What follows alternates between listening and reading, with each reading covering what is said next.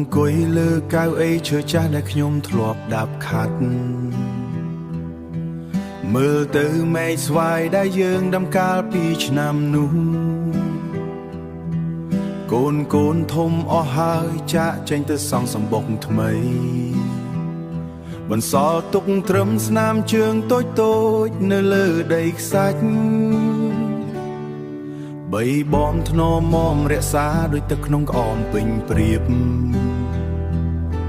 ពេលវេលាដើរលឿនដូចទឹកហូរតាមដងស្ទឹង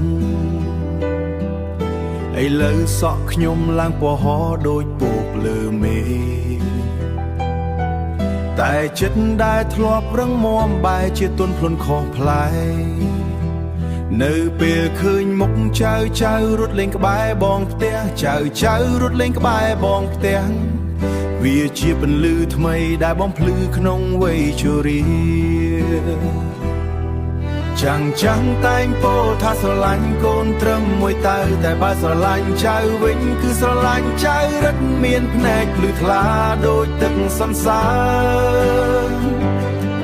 ចៅពីងមានស្នាមញញឹមដូចការកំពុងរីកក្តីស្រឡាញ់នេះធំធេងហួសនឹងវាវែ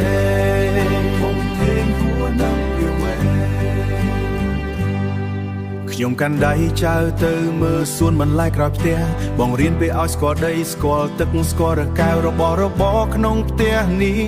សុទ្ធតែមានរឿងរ៉ាវពីតុកៅអីរហូតដល់ដំបូលដែលធ្លាប់លេចភ្លៀងតែសំលេងសើបចង់ចាំថាទីនេះគឺជាជំរកជាកន្លែងដែលក្តីស្រឡាញ់មិនដែលសាបសូន្យថ្ងៃណាមួយរូបកាយខ្ញុំនឹងខ្លាចជាធូលីដីតែសំលេងសើរបស់ចៅនឹងនៅដិតជាប់ក្នុងខ្យល់សូមឲ្យជីវិតពួកគេរឹងមាំដូចដើមឈើធំដែលខ្ញុំបានដាំដោយក្តីសង្ឃឹមនឹងការលះបង់ចាំងតែងពោលថាស្រឡាញ់កូនត្រឹមមួយតើតែបើស្រឡាញ់ចៅវិញគឺស្រឡាញ់ចៅរឹតមានភ្នែកភ្លឺថ្លាដូចទឹកសន្សើរចៅពីងមានស្នាមញញឹមដូចការកំពុងរីកក្តីស្រឡាញ់នេះធំធេងហួសនឹងវាវែចង់ក្រោយជាកម្លាំងចិត្តចង់ក្រោយ